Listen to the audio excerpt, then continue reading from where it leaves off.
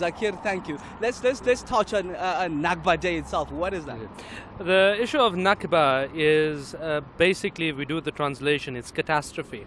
And today, the 15th, marks 70 years of the Nakba. And if I can crystallize it, it basically means Palestinians were evicted from their homes and turned into refugees. And the state of Israel was established. Further than that, Israel continued with its expansion and occupation of Palestinian lands. And to date, basically, there's only about 38% of Palestine left, and of the 38%, only 8% is controlled by the Palestinians. The rest is controlled by joint Israeli and Palestinian Authority. So today is the day of Nakba, but the protest was larger than that, as you correctly stated. It covered many issues: the move of the U.S. Embassy to Jerusalem Al-Quds, which undermines international law, and also the gunning down of these peaceful protesters in the Gaza Strip. And the figures are truly shocking.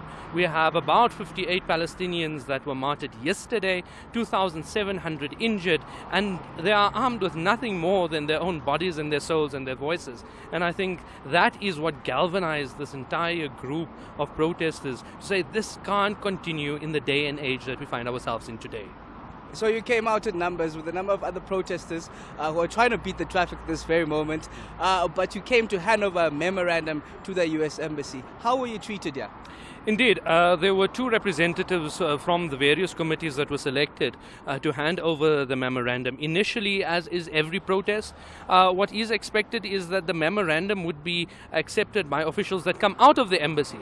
The version that was given by the United States embassy officials was that they feared for their lives. What did they fear? Goodness alone knows. There was a heavy police presence. So what had to happen was that these two representatives went into the embassy to hand over this memorandum. It then transpired after the report back that they were extensively searched, so much so that they had to take off their belts, etc.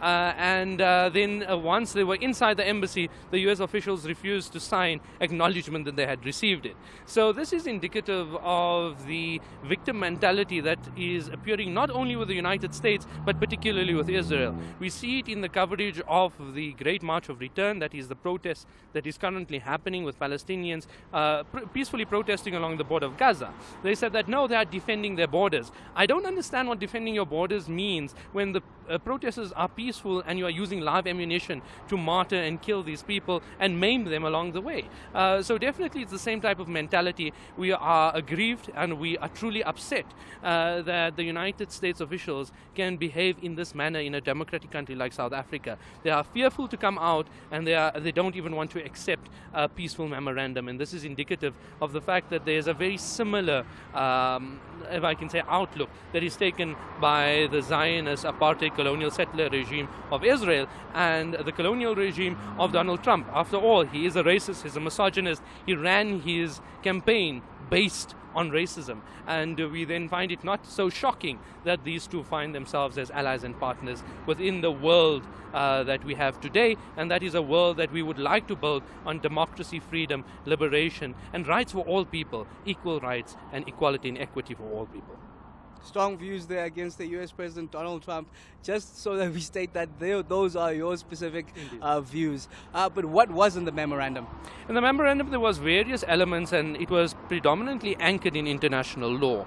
It's in international law in that the move from, I believe it was Tel Aviv, of the US Embassy to Jerusalem Al-Quds undermines international law.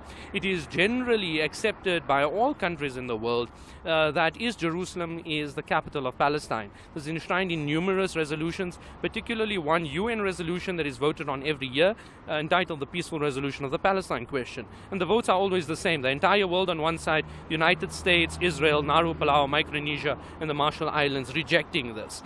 So that was one element of the memorandum. The others was condemning the attacks by the Israeli regime with US support on unarmed Palestinians, the end of occupation and apartheid practices, and also condemning the United States for pulling out of JCPOA, the Iranian nuclear deal, which is only destabilizing the entire world and not producing a world that is for its people, but rather for personal and selfish interests.